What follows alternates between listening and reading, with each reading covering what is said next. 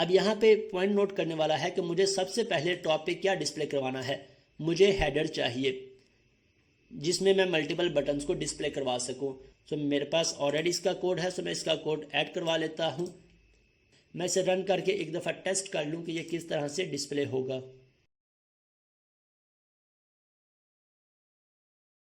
Departments, okay, मेरे पास ये display हो रहा है। अब यहाँ पे मेरे पास कंटेनर क्लास ऐड है। मैं इंस्पेक्ट करके इसे चेक कर लूँ कि क्यों मेरे पास ये इस तरह से डिस्प्ले हो रहा है। मेन, ये मेरे पास मेन क्लास ऐड है, मैं इसे डिलीट कर दूंगा, तब मेरे पास ये प्रॉपर डिस्प्ले हो जाएगा। ओके, तो मैं इसे स्टॉप कर देता हूँ। यहाँ से मुझे अब ये डिपार्टमेंट्स की हेडिंग डिस्प्ले नहीं करवानी। और इसी तरह अगर मैं लेआउट में आता हूँ तो लेआउट में आने के बाद बॉडी टैग के कंटेनर ऐड है। सो मैं इसके लिए इस मेन को भी डिलीट कर देता हूँ, मुझे मेन टैग भी नहीं चाहिए और यहाँ से ये कंटेनर टैग भी नहीं चाहिए, मैं इसे भी रिमूव कर देता हूँ। अब यहाँ पे हमने लिंक्स डिस्प्ले करवा लिए, डिपार्टमेंट का बटन और फर्दर बटन्स डिस्प्ले करवा लिए। इसके साथ मैं इस पर स्क्रिप्ट ऐड करवा लेता हूँ।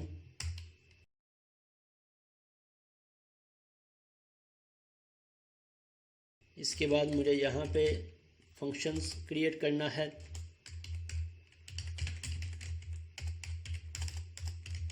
Load department form and list, जो कि डिपार्टमेंट की लिस्ट और फॉर्म को लोड करवाएगा। और जैसे ही मेरा पेज लोड होगा तब मैं इसी फंक्शन को कॉल कर लूँगा, ताकि बाय डिफ़ॉल्ट मेरे पास यहाँ पे फॉर्म ही डिपार्टमेंट्स का डाटा ही लोड हो रहा हो। ओके, अब यहाँ पे मुझे पार्शियल व्यू क्रिएट करना है जो कि मेरे इस फंक्शनैलिटी को परफॉर्म करे। और इसके नीचे मैं एक डिव क्रिएट कर लेता हूँ। इस हेडर के नीचे मैं एक डिव क्रिएट कर लेता हूँ, मीन्स इस सेक्शन को मैं एक डिव असाइन करवा देता हूँ। तो मैंने यहाँ पे एक डिव क्रिएट की, id equal to content section, या इसे मैं सिंपल कंटेंट डिव का नेम दे देता हूँ। ओके, ताकि जो सा भी पार्शियल व्यू आएगा वो मैं यहाँ पे ऐड करवा लूँगा, चाहे वो डिपार्टमेंट्स का पार्शियल व्यू हो, टेम्पलेट का पार्शियल व्यू हो, एक्सेल का पार्शियल व्यू हो, वो सब इस डिव के अंदर ऐड हो जाएगा। अब यहाँ से मैं इसकी रिक्वेस्ट क्रिएट कर लेता हूँ। एजेक्स रिक्वेस्ट जब भी क्रिएट करेंगे हमें पता है हमारे पास बेसिक से पैरामीटर्स होंगे। इसका बेसिक सा कोड है, हम उस कोड को यूज़ कर लेते हैं $.ajax। अब यहाँ पे फर्स्ट ऑफ ऑल हमने डिफाइन करनी है इसकी टाइप। अगर तो मैं डाटा इस कंट्रोलर में से या डेटाबेस में से गेट कर रहा हूँ तब हमारी एजेक्स रिक्वेस्ट की टाइप गेट होगी। और अगर मैं यहाँ से कोई फॉर्म सबमिट करवा रहा हूँ, इट मीन्स मैं इस व्यू से या इस पेज से अपनी क्लाइंट साइड से डाटा पोस्ट करवा रहा हूँ अपने कंट्रोलर पे, या डाटा सेंड कर रहा हूँ, तब हम इसकी टाइप डिफाइन कर देंगे पोस्ट। तो ये आसान सा भी है इसे याद रखने का। अगर हम डाटा गेट कर रहे हैं तो गेट की टाइप हम डिफाइन कर देंगे, अगर हम डाटा पोस्ट करवा रहे हैं या सबमिट करवा रहे हैं तब इसकी टाइप पोस्ट डिफाइन कर देंगे। देन यूआरएल कि किस यूआरएल से मैं इसका डाटा गेट कर रहा हूँ, मैं यहाँ पे डिफाइन कर देता हूँ url.actions, और इसके अंदर मैं कंट्रोलर और एक्शन नेम डिफाइन कर दूंगा। अब अगर तो मैं कोई डाटा पास करवा रहा हूं तो मैं डाटा एट्रीब्यूट को यूज़ कर लूँगा। एज ऑफ नो मैं कोई डाटा पास नहीं करवा रहा तो मैं इसे यूज़ नहीं करता। देन सक्सेस, और फिर एक और एट्रीब्यूट हमने डिफाइन करना होता है इसमें एरर। ये 4 एट्रीब्यूट्स या 4 प्रॉपर्टीज़ हर एक एजेक्स रिक्वेस्ट में यूज़ होंगी, एज इट इज़ यूज़ होंगी। अब सक्सेस के अंदर सक्सेस किस लिए यूज़ होगा और एरर किस लिए यूज़ होगा। फॉर एग्जाम्पल मेरे इस कंट्रोलर में से मैंने कोई डाटा, मेरी रिक्वेस्ट सक्सेसफुली एग्जीक्यूट हुई और मैंने डाटा रिटर्न करवा दिया। अब वो रिटर्न जो भी होगा वो इस सक्सेस एट्रीब्यूट में रिटर्न होगा। और इसे हम कैसे गेट कर सकते हैं सक्सेस में, हम यहाँ पे फंक्शन डिफाइन करते हैं। मैं यहाँ पे इसे रिमूव कर लेता हूँ, बाद में इसे ऐड करवा लेता हूँ। यहाँ पे ये मेरे पास क्यों नहीं ऐड हो रहा। सक्सेस कॉलन फंक्शन, जो भी हमारे पास रिस्पॉन्स रिटर्न होगा वो हमारे पास इस सक्सेस एट्रीब्यूट में रिटर्न हो जाएगा और इस फंक्शन के इस पैरामीटर में हमारे पास आ जाएगा। हम इस पैरामीटर का नेम रिस्पॉन्स रखना चाहें, हम इसका नेम रिजल्ट रखना चाहें, हम इसका नेम डाटा रखना चाहें, कोई भी नेम हम रखना चाहें यहाँ पे रख सकते हैं। सो मैं इसका नेम यहाँ से रिस्पॉन्स रख देता हूँ। जो भी रिस्पॉन्स आएगा मेरे पास सक्सेस में आ जाएगा। और इसके बाद फर्दर एरर, और अगर कोई ना कोई एरर होगा तो एरर भी इस फंक्शन के पैरामीटर में आ जाएगा। इसे हम एरर का नेम दे लें, इसे हम लिस्ट का नेम दे लें, इसे हम रिस्पॉन्स का नेम दे लें। सो मैं इसका नेम लेट्स से एरर रख लेता हूँ, और जो अगर कोई एरर होगा तो मैं इसे अलर्ट में डिस्प्ले करवा लेता हूँ। और अगर यहाँ पे कोई एरर नहीं है, रिक्वेस्ट सक्सेसफुली एग्जीक्यूट हुई, मेरे पास पार्शियल व्यू आ गया, तो इस पार्शियल व्यू को मुझे इस डिव में लोड करवा लेना है। सो मैं यहाँ से इस डिव को एक्सेस कर लेता हूँ $div.html, और इसके बाद जो सा भी रिस्पॉन्स आएगा मीन्स मेरे पास पार्शियल व्यू आएगा, मैं इसमें ऐड करवा लूँगा। अब किसी भी कोड में, किसी भी HTML में या टैग में डाटा ऐड करवाने के हमारे पास दो फंक्शंस होते हैं, एक HTML और एक अपेंड। हमें इन दोनों का डिफरेंस लाजमी तौर पे पता होना चाहिए कि हमने किस वक्त HTML को यूज़ करना है और किस वक्त हमने अपेंड को यूज़ करना है। अगर मैं यहाँ से अपेंड को यूज़ करता हूँ तो अपेंड क्या करेगा कि फॉर एग्जांपल अगर यहाँ पे ऑलरेडी कोई टैग ऐड है तो अपेंड इसके नीचे मेरा डाटा ऐड करवा देगा। एग्जिस्टिंग जितनी भी HTML होगी वो एज इट इज़ रहेगी और इसके आगे मेरा डाटा ऐड करवा देगा। लेकिन अगर मैं यहाँ से HTML को यूज़ करता हूँ तो HTML एग्जिस्टिंग जितना भी कोड होगा इसे ओवरराइड कर देगा, मीन्स इसे रिमूव करेगा और जो नया कोड आ रहा है इसे यहाँ पे ऐड करवा देगा। सो ये हमें लाजमी तौर पे इनका डिफरेंस पता होना चाहिए।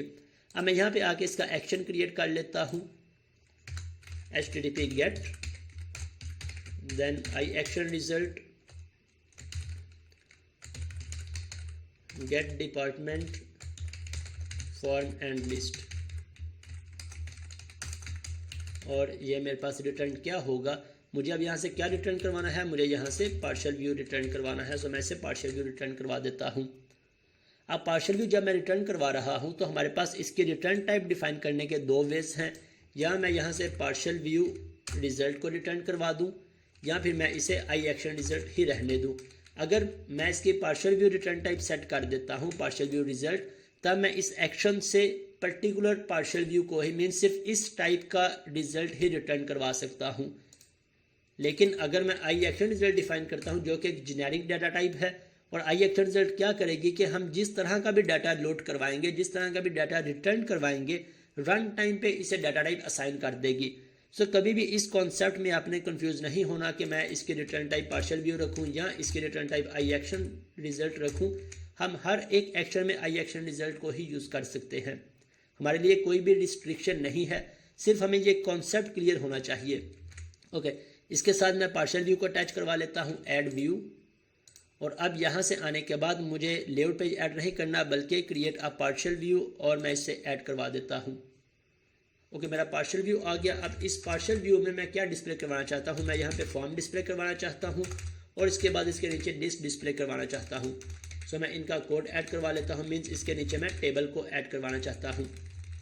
मैं यहाँ पे आ जाता हूँ, मैं एक डिव क्रिएट कर लेता हूँ, div class equal to container, और इसके बाद मुझे यहाँ पे फॉर्म चाहिए,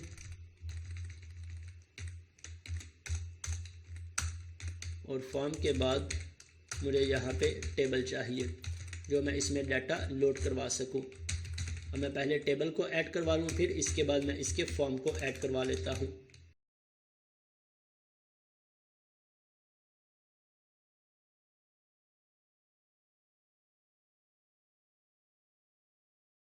अब यहाँ पे लिस्ट किस तरह से लोड होगी, अब इसको लोड करवाने के भी हमारे पास मल्टीपल वेज हैं। चाहे तो मैं इस व्यू के साथ बाइंड करवा दूँ, मीन्स यहाँ से मैं लिस्ट पास करवा दूँ इस मॉडल में और यहाँ से इस लिस्ट को लोड करवा लूँ, लेकिन जब मैं फॉर्म सबमिट करवाऊँगा तब मैं क्या रिटर्न करवाऊँगा।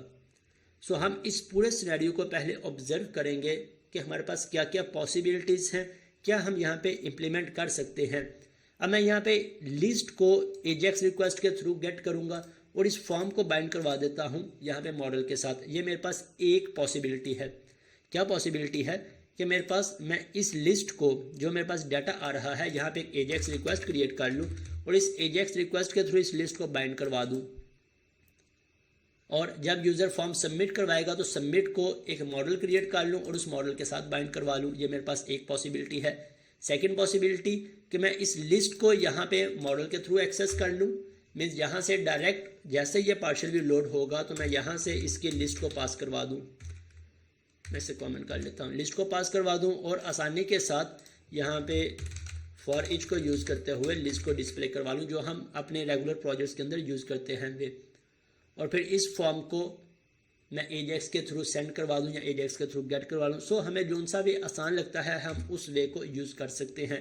मैं यहाँ पे फॉर्म को बाइंड करवा दूंगा मॉडल के साथ और लिस्ट को लोड करवा लूँगा एजेक्स के साथ। मैं इस पॉसिबिलिटी पे वर्किंग कर लेता हूँ। मीन्स मुझे यहाँ पे स्क्रिप्ट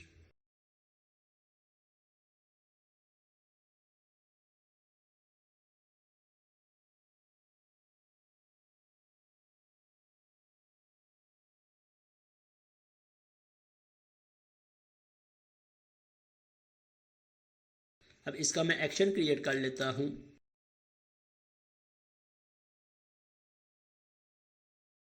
गेट डिपार्टमेंट लिस्ट, मुझे डीबी कॉन्टेक्स्ट का ऑब्जेक्ट क्रिएट करना पड़ेगा ताकि मैं डाटाबेस में से डाटा गेट कर सकूँ।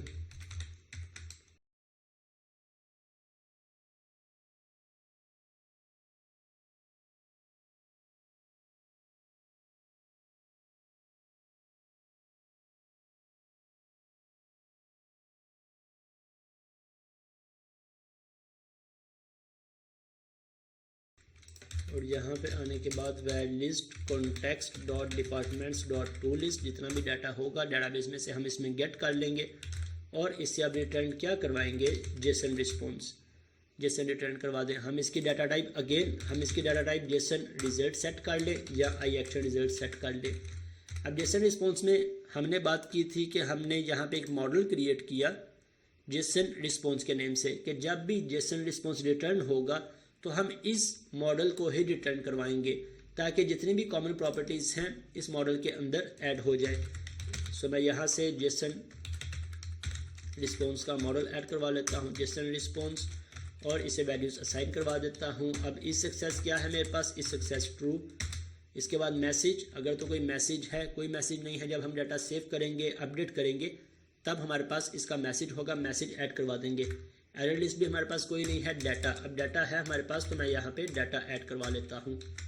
इसी के साथ मैं इस पर ट्राई कैच को भी अप्लाई कर लेता हूँ ताकि मैं एक्सेप्शन हैंडलिंग को भी साथ साथ अप्लाई कर लूँ। अब यहाँ पे मैं कैसे ट्राई कैच को ऐड कर रहा हूँ, मैं इन दोनों लाइन को सिलेक्ट किया जिन्हें मैं ट्राई कैच में ऐड करवाना चाहता हूँ। मैं कीबोर्ड से Ctrl+K+S प्रेस करूँगा तो मेरे पास ये सराउंडेड विद के ऑप्शंस ऐड हो जाएंगे। मैं इफ़ कंडीशन में से ऐड करवाना चाहता हूँ, ये मेरा इफ़ कंडीशन में ऐड हो जाएगा। मैं अगेन Ctrl+K+S प्रेस करूँगा, ऑप्शन डिस्प्ले हो गए। मैं इसके लिए ट्राई कैच को ऐड करना चाहता हूँ। मैं यहाँ से इस सर्च में कुछ भी सर्च करूँ, ट्राई करूँगा, मेरे पास ट्राई कैच का कोड सिलेक्ट हो गया, डबल क्लिक किया, मेरे पास इसने ट्राई कैच का कोड ऐड करवा दिया। ओके, अब यहाँ पे where message is equal to AX dot inner exception,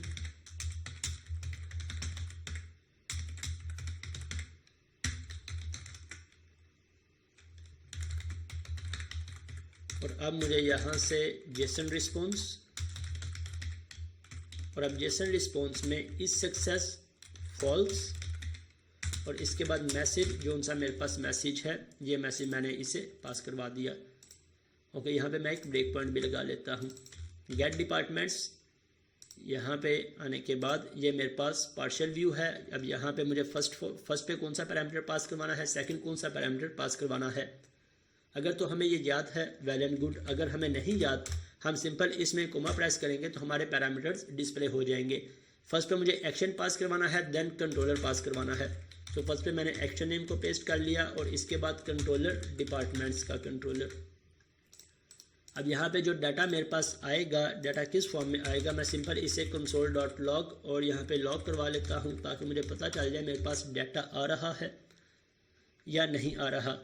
अब हम इस पूरे सिनेरियो को थोड़ा सा ऑब्जर्व करें, जब मैं इसे रन करूँगा तो किस तरह से मेरी ये रिक्वेस्ट एग्जीक्यूट होगी। अब यहाँ पे भी मैं एक्शन, इसकी URL डिफाइन कर लेता हूँ, डिपार्टमेंट्स, और इसका एक्शन है get department form and list. अब फर्स्ट ऑफ ऑल जब मैं डिपार्टमेंट पे क्लिक करूँगा तो मेरे पास इंडेक्स लोड होगा, राइट, ये मेरे पास मेरा इंडेक्स है। जब इंडेक्स लोड होगा तो बाय डिफ़ॉल्ट ये इस एक्शन को कॉल करेगा, ये फंक्शन कॉल होगा, इस फंक्शन के अंदर ये एजेक्स रिक्वेस्ट कॉल होगी।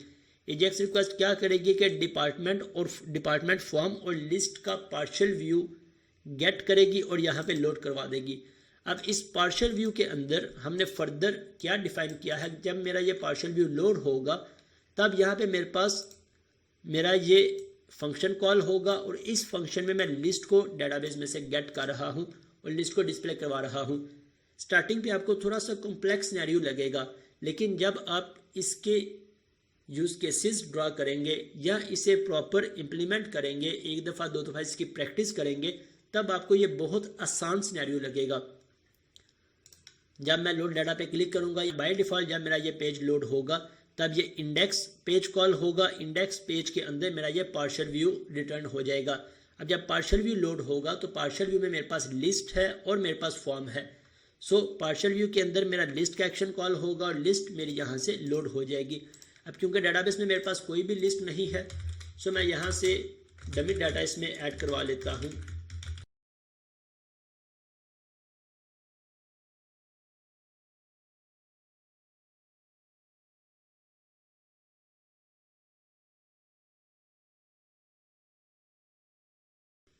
ओके, अब इसे रन करके चेक करते हैं। मैंने डिपार्टमेंट्स पे क्लिक किया तो मेरे पास एरर आ गया।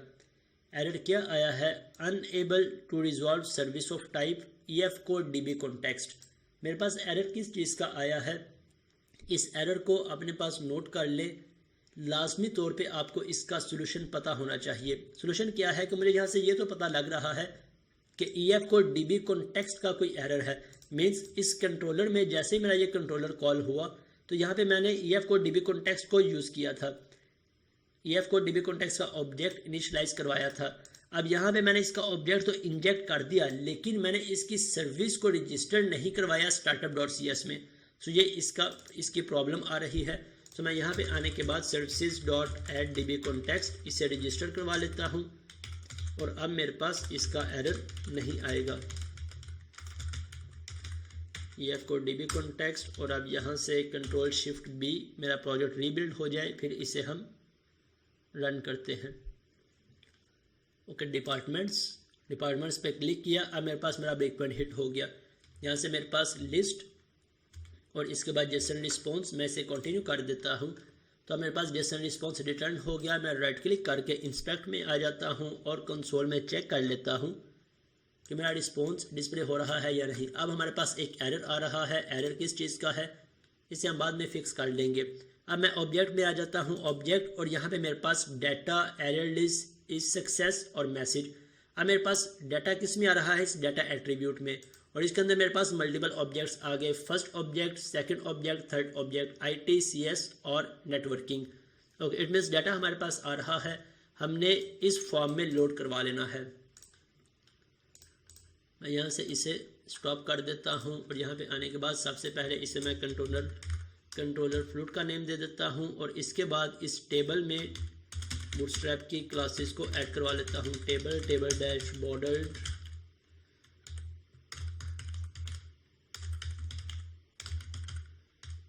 Table dash हुअर। अब मैंने डाटा इसमें किस तरह से ऐड करवाना है।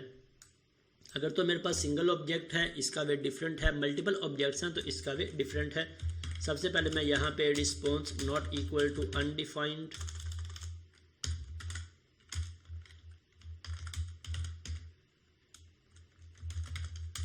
Response not equal to null alert, यहाँ पे अभी मैं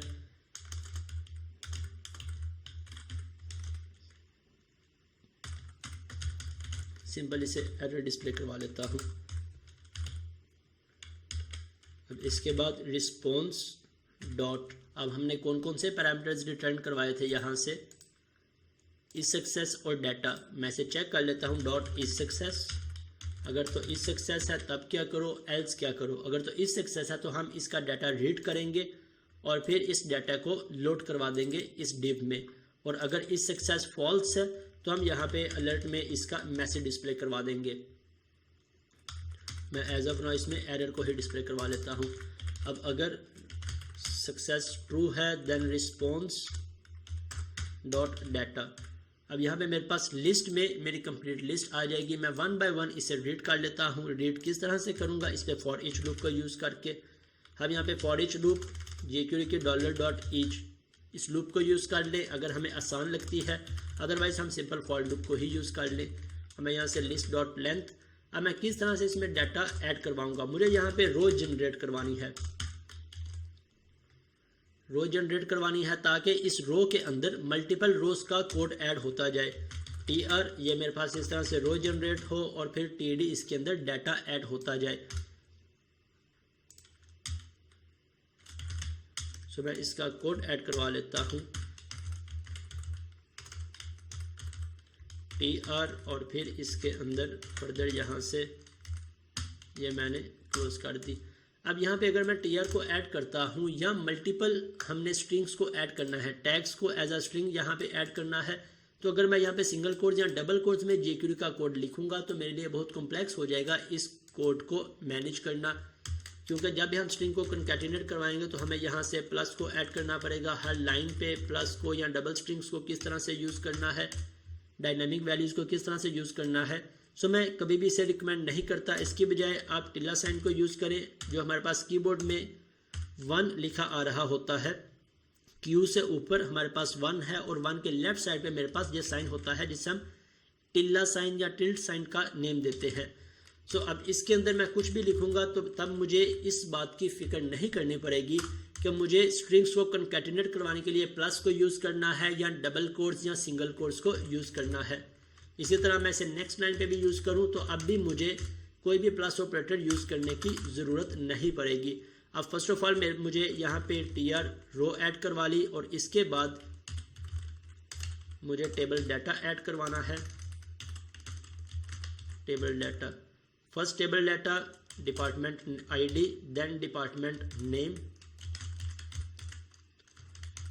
डिपार्टमेंट नेम और इसके बाद लास्ट टेबल डाटा हमने इसमें ऐड करवाने हैं एक्शंस, एडिट का बटन ऐड करवाना है और इसके बाद मुझे यहाँ पे डिलीट का बटन ऐड करवाना है।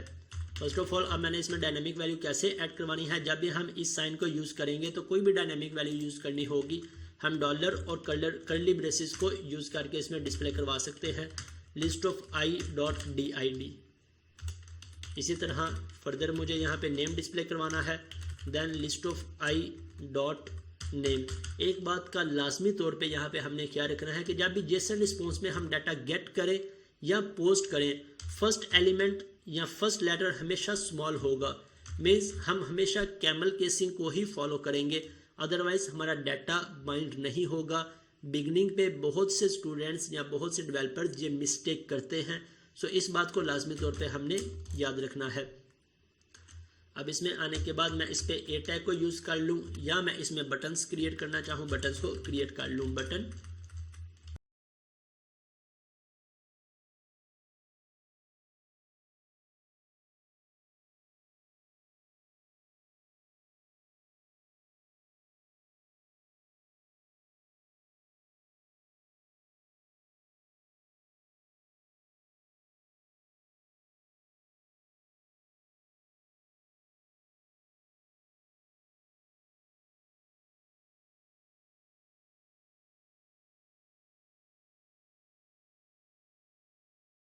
Button type classes, then on click पे मैं इसका एक एक्शन क्रिएट कर लेता हूँ एडिट और डिलीट का और इसमें इसकी आईडी पास करवा देता हूँ।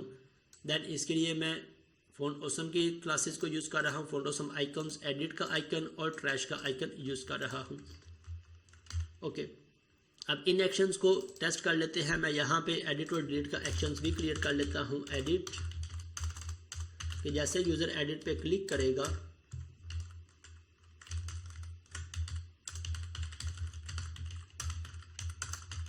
तब हम इसमें आईडी पास करवा रहे हैं। मैं सिंपल इस आईडी को अलर्ट में डिस्प्ले करवा लेता हूं और इसी तरह डिलीट में भी जैसे यूज़र डिलीट के बटन पे क्लिक करेगा तो मैं इस आईडी को अलर्ट में डिस्प्ले करवा लेता हूं।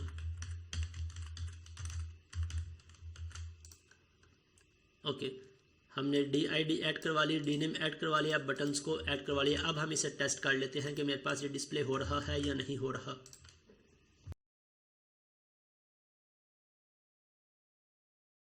डिपार्टमेंट्स, मेरे पास ब्रेक पॉइंट हिट हो गया, मैं यहाँ से इसे कंटिन्यू कर देता हूँ और अब मेरे पास मेरा डाटा डिस्प्ले नहीं हो रहा। मैं इंस्पेक्ट में आ जाता हूँ, चेक कर लेता हूँ कि अगर मेरे पास कोई एरर आ रहा है तो मैं इसे फिक्स कर सकूँ। कंसोल यहाँ पे मेरे पास एरर आ रहा है, result is not defined. Okay, हम यहाँ से चेक कर लेते हैं कहाँ पे रिज़ल्ट हमने यूज़ किया है। ये मेरे पास रिज़ल्ट की बजाय मुझे यहाँ पे लिस्ट को यूज़ करना है, लिस्ट ऑफ आई और फिर लिस्ट ऑफ आई। अब इसे दोबारा से टेस्ट करते हैं।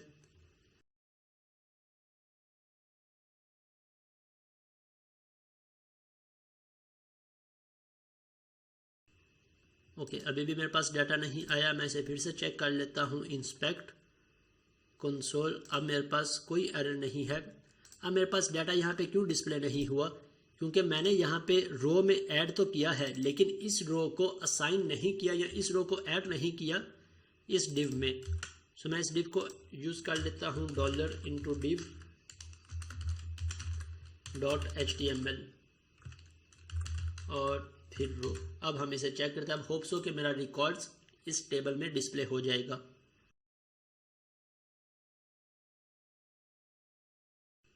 ओके, मेरे पास मेरा रिकॉर्ड डिस्प्ले हो गया है, लेकिन ये मेरे पास अलाइन नहीं हुए। DID नेम और एक्शन में प्रॉब्लम आ रही है। हम इसे देख लेते हैं। यहाँ पे मेरे पास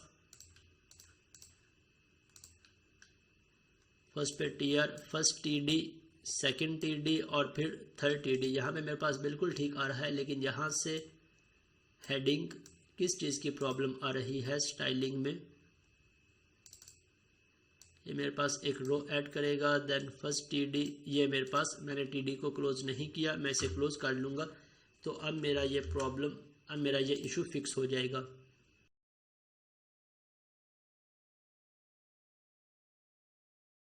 ओके, हमारे पास लिस्ट डिस्प्ले हो गई है। अब नेक्स्ट सेक्शन में हम इस पे क्रूड ऑपरेशंस परफॉर्म करेंगे। हम इस पे फॉर्म भी डिस्प्ले करवाएंगे और फिर इस पे क्रिएट, एडिट और डिलीट की फंक्शनैलिटी को भी परफॉर्म करेंगे। मैं इस पर क्लिक करूंगा, मेरे पास इसकी आईडी डिस्प्ले हो गई। अब क्योंकि मेरे पास इसकी आईडी 11 है, इसलिए मुझे सेम आईडी ही डिस्प्ले हो रही है, लेकिन एटलीस्ट मुझे ये कंफर्म हो गया कि मेरा ये एक्शन कॉल हो रहा है।